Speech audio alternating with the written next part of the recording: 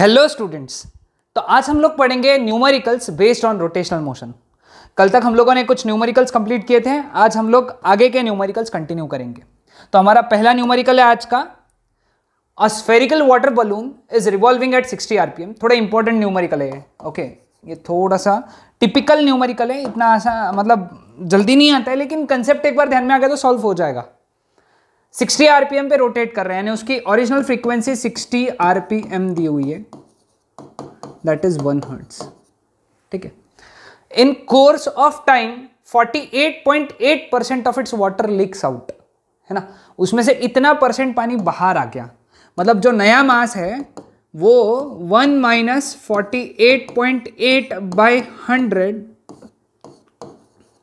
Times m1 है। Okay. With what frequency will the remaining balloon revolve now? Neglect all the conservative force.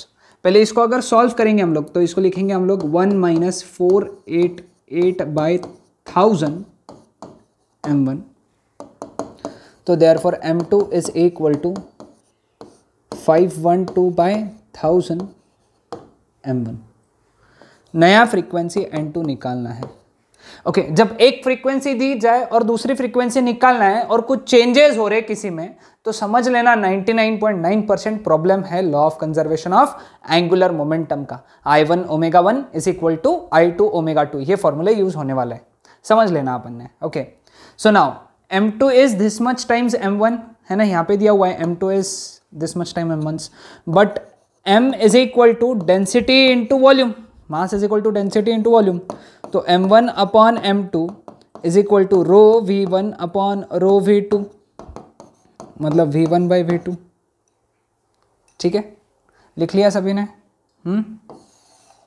So now v is directly proportional to sphere ही है ना, sphere के लिए radius का cube, volume is equal to 4/3 pi R cube होता है ना, तो volume is directly proportional to radius cube. तो v1 by v2 is equal to r1 by r2 whole cube. लेकिन देखो m1 by m2 is equal to v1 by v2 and v1 by v2 is equal to r1 by r2 whole cube. तो इसको equation 1 बोलेंगे, इसको equation number 2 बोलेंगे और लिखेंगे from 1 and 2 क्या आएगा, m1 upon m2 is equal to r1 upon r2 whole cube. तो therefore r1 upon r2 is equal to m1 upon m2 to the power 1/3, cube root ले लेंगे हम लोग, है ना। लेकिन यहाँ से what is m1 upon m2, यहाँ से लिख दो m1 upon m2 is equal to 1000 by 512, है ना। तो सब्सटीट्यूट कर देंगे यहाँ पे, therefore r1 upon r2 is equal to कितना आएगा, m1 अपॉन m2 कितना है 1000 by 512 to the power 1/3। Therefore r1 upon r2 is equal to 1000 का क्यूब 10, 512 का क्यूब रूट 512 का क्यूब रूट 8, है ना। 512 का क्यूब रूट आएगा 8 स्क्वायर, हाँ करेक्ट। तो ये आ गया 5/4, ठीक है। r1 बाई r2 आ गया। Now I is equal to 2/5 mr square. तो therefore I1 upon I2 is equal to 2/5 m1 r1 square upon 2/5 m2 r2 square, 2/5 cancel. तो therefore I1 upon I2 is equal to m1 upon m2 into r1 upon r2 whole square, है ना।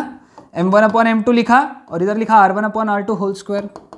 Therefore I1 upon I2 is equal to what is m1 upon m2, 1000 by 512, what is r1 upon r2, है ना। r1 upon r2 का square that is 25/16, 25/16, ठीक है। तो ये इसको अभी ऐसे ही रहने देंगे, इसको सॉल्व नहीं करेंगे क्लियर। नाउ बाय लिखेंगे law of conservation of angular momentum, है ना, I1 omega 1 is equal to I2 omega 2, तो therefore I1 upon I2 is equal to omega 2 by omega 1। Omega 2 कितना है, 2 पाई n2, ये है 2 पाई n1, कैंसल। ओके, तो अभी इसको सॉल्व करेंगे हम लोग।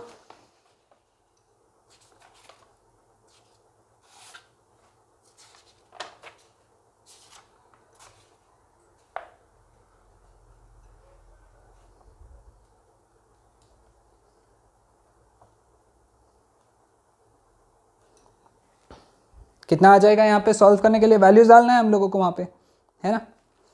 तो सॉल्व करना है हम लोगों को इसको, तो कैसे सॉल्व करेंगे, m1 अपॉन m2 से एक बार वैल्यूज चेक कर लेंगे अपन। m1 upon m2 is equal to r1 by r2 whole cube. Okay, m1 upon m2 is equal to या गया 10/8, करेक्ट। तो i1 अपॉन i2 कितना है, 1000 बाय 512,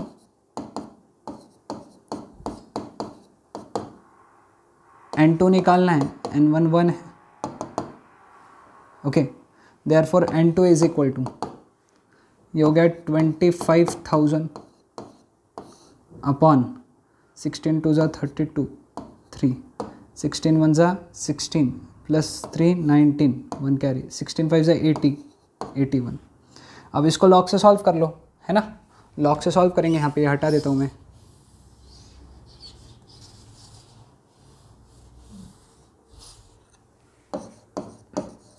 पहला क्या है, लॉग ऑफ 25,000, 1 2 3 4 5, तो 4 point.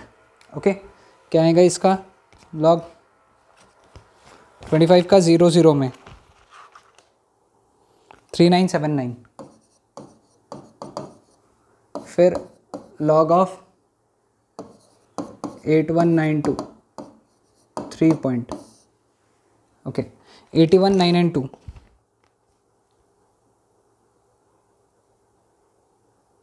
9134, 9 minus 4 5, 7 minus 3 4, 9 minus 1 8, 13, 9 minus 14, 1 carry, 0 point. अब इसका एंटीलॉग 0.4845 है ना,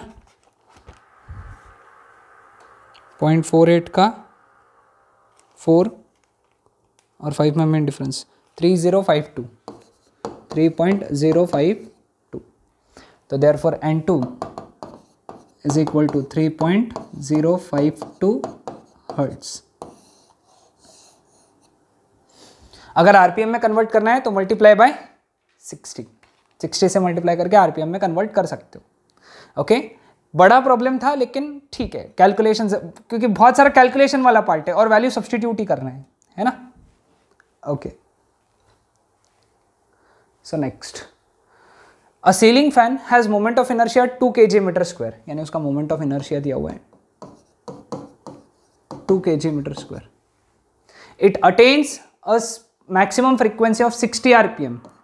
ओके, n2 दिया है 60 आरपीएम, मतलब 1 हर्ट्ज, और टाइम कितना लगा है उसने, 2 पाई सेकेंड। उसकी पावर रेटिंग निकालना है। ओके, पावर रेटिंग, तो पावर का फॉर्मूला जो है यहाँ पे, ओके, पावर का फॉर्मूला तुमको याद रखना पड़ेगा। दैट वुड बी, देखो, force into velocity linear motion में, इसको याद कैसे रखना है, देखो लीनियर मोशन में तुमने क्लास 9th में पढ़ा है power is equal to force into velocity. तो रोटेशनल मोशन में ये ऊपर मार्जिन में लिख लो, रोटेशनल मोशन में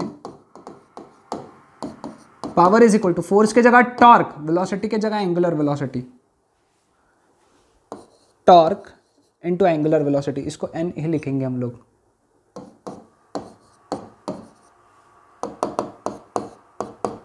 टॉर्क की जगह क्या लिख सकते हैं, आई अल्फा ओमेगा। ओके, और ओके यहां तक हमारा फॉर्मूला बन गया। अब अपने को पी निकालना है।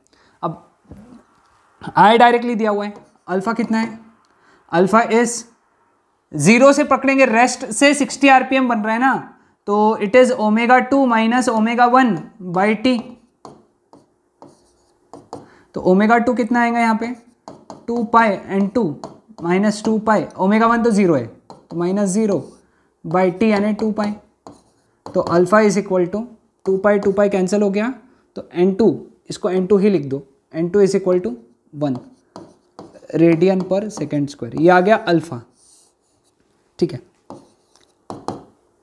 ओमेगा रहेगा यहाँ पे 2 पाई n2, तो omega is equal to 2 pi n2 1, तो omega is equal to 2 pi radian per second. ये ओमेगा आ गया। अब आई तो है ऑलरेडी, तो बस सिंपली पावर के फॉर्मूले में वैल्यू डालना है ना, I alpha omega, I 2 alpha 1 omega 2 pi, 2 1 2 pi, तो B is equal to 4 pi watts, है ना, 4 पाई आएगा, 4 पाई वॉट्स, ठीक है। तो 2 इंटू अल्फा, अल्फा कितना, अल्फा 60 आरपीएम बोला है ना, 2 पाई n2, हाँ करेक्ट,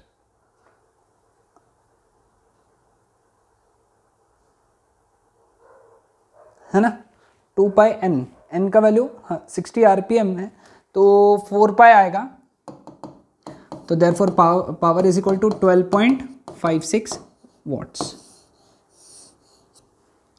ठीक है।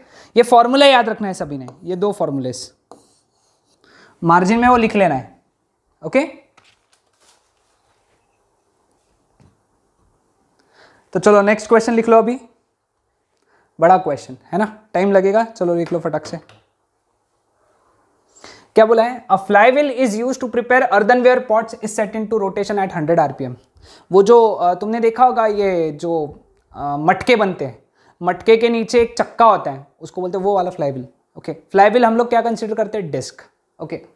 तो यहाँ पे क्या बोला है, सबसे पहले 100 आरपीएम पे, तो ये उसका N1 हो गया, N1 is equal to 100 RPM which is equal to 100/60 hertz, okay. तो therefore N1 is equal to 5/3 hertz. It is in the form of disc of mass, disc का मास दिया हुआ है कितना, 10 kg, और रेडियस दिया हुआ है, रेडियस कैपिटल R लिख लेते हैं हम लोग, 0.4 metre, okay. A lump of clay, छोटा सा मिट्टी का गोला, to be taken equivalent to particle, यानी पार्टिकल के जैसा लेना है, ऑफ मास 1.6 kg, यानी स्मॉल m बोलेंगे उसका, मास 1.6 kg।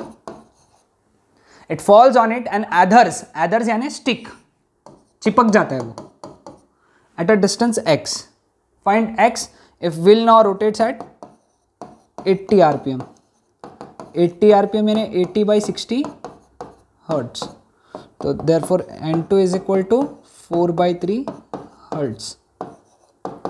x निकालना है, ये सब लिख लो, ओके। अब यहाँ पे 2 सिचुएशन है, ये देखो, ये फ्लाईव्हील था पहले, ये घूम रहा था कितने पे, 100 आरपीएम पे, फिर क्या हो गया, उस पे एक छोटा सा ओके मिट्टी का टुकड़ा आके गिर गया x डिस्टेंस पे, ठीक है। तो अब ये घूमने लगा 80 आरपीएम पे, तो ये निकालना है। पहले एक काम करते हैं, वो डिस्क का मोमेंट ऑफ इनर्शिया निकाल देते हैं। डिस्क का मोमेंट ऑफ इनर्शिया होता है mr²/2, तो I is equal to m कितना है 10, 0.16/2, तो I का वैल्यू हो गया, इसको अगर सॉल्व करोगे 1.6 यानी 0.8 kg/m²। ये फॉर्मूला पता होना चाहिए तुमको, या I आ गया, ठीक है। अब यहाँ पे law of conservation of angular momentum लगाएंगे, okay. Law of conservation by law of, लिखना है सभी ने, कंजर्वेशन ऑफ एंगुलर मोमेंटम, ऐसा पूरा लिखना स्टेटमेंट सभी ने, by law of conservation of angular momentum. क्या लिखेंगे, I1 omega 1 is equal to I2 omega 2। ठीक है, अब पहले वाले में सिर्फ डिस्क ही रोटेट हो रही है, तो डिस्क का moment of inertia I omega 1 यानी 2πn1। अब दूसरे बार में डिस्क तो रोटेट हो ही रही है, मतलब डिस्क का मोमेंट ऑफ इनर्शिया I तो रहेगा ही रहेगा, प्लस इस पार्टिकल का भी मोमेंट ऑफ इनर्शिया लेना पड़ेगा अपने को। ध्यान देना, अगेन बहुत इंपॉर्टेंट बात, दूसरे बार में जब डिस्क घूम रही है तो डिस्क का मोमेंट ऑफ इनर्शिया तो लेना ही लेना है, प्लस उस पार्टिकल का मोमेंट ऑफ इनर्शिया भी लेना है। पार्टिकल का moment of inertia mass into distance square, mass into distance square, तो लिखेंगे I plus mx square into n2 2πn2 लिखेंगे हम लोग। ठीक है, ये 2π तो कट हो गया। अब I का वैल्यू निकाला है अपन ने 0.8, n1 का वैल्यू भी निकाला है हम लोगों ने, कितना 5/3 है ना, n1 लिखा 5/3 सॉरी 0.8 प्लस मास कितना दिया हुआ है इसका 1.6 एक्स स्क्वायर इंटू n2 की वैल्यू कितना लिखे हम लोगों ने 4/3, 3 और 3 कैंसिल, तो 5 into 0.8 4 into 0.8 3.2 plus 6.4 x square, ये इधर गया, 4 minus 3.2 is equal to 6.4 x square, therefore x square is equal to 0.8 by 6.4 मतलब 8/64 मतलब 1/8। ये एक्स स्क्वायर का वैल्यू आया, तो एक्स का वैल्यू कितना रहेगा √8 यानी 1/2 सॉरी एक्सट्रीमली सॉरी 1/2 0.707/2 ओके, 0.707 1/√2 का वैल्यू होता है 0.707, ये याद रहना चाहिए तुमको। So x is equal to 0.3535 metres, check कर लो।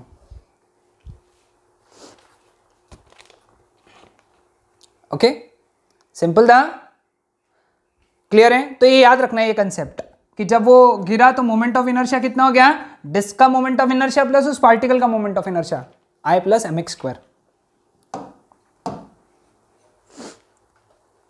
Next question, a ballet dancer spins about vertical axis at 90 rpm with arms outstretched, है ना। बैलेट डांसर वो जो गोल घूम रही है, ऐसा हाथ बाहर करके गोल घूम रही है, ऐसा हाथ, आर्म्स आउटस्ट्रेच, इसको बोलते हैं आर्म्स आउटस्ट्रेच, इसको बोलते हैं arms folded, arms outstretched, arms folded. जब फोल्ड करते हो ओके तो मोमेंट ऑफ इनर्शिया कम होता है, जब आर्म्स को बाहर रखते हो तो मोमेंट ऑफ इनर्शिया बढ़ता है, क्योंकि एक्सिस ऑफ रोटेशन दूर, मतलब distribution of mass axis of rotation से दूर चला गया। ओके, इस केस में मोमेंट ऑफ इनर्शिया ज्यादा है, इस केस में मोमेंट ऑफ इनर्शिया कम है। सबसे पहला उसका कितना दिया है, 90 rpm दिया है। ओके, तो इसको हम लोग लिखेंगे 90/60 hertz which is 3/2 hertz. With arms folded the moment of inertia changes to 75%, changes to बोला है, चेंजेस बाय नहीं बोला है, चेंजेस टू यानी नया मोमेंट ऑफ इनर्शिया जो है I2 वो 75% बताया हुआ है I1 के, तो I2 इज इक्वल टू 75% यानी 3/4 टाइम्स I1, तुमको N2 निकालना है। ठीक है, simple, by law of conservation of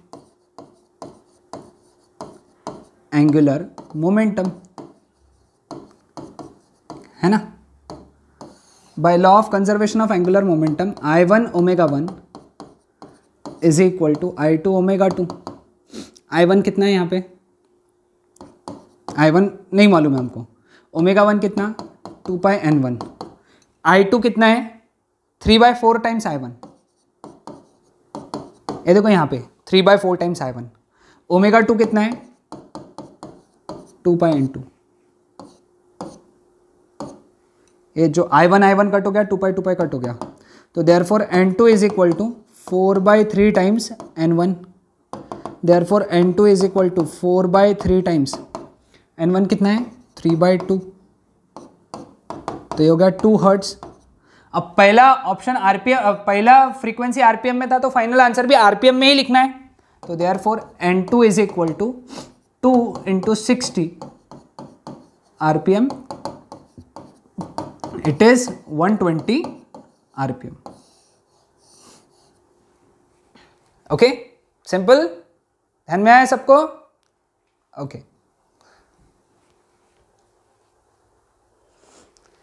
now a disk rotates at 45 rpm on a table. A mass of 0.02 kg is dropped on a disk at a distance of 0.04 meter from its axis and stuck on the disk. The disk now rotates at 36 rpm. Find the moment of inertia of the disk about its center. Okay. यानी ये भी law of conservation of angular momentum का problem है। यहाँ पे क्या बोला है, एक डिस्क रोटेट हो रही है ऐसी,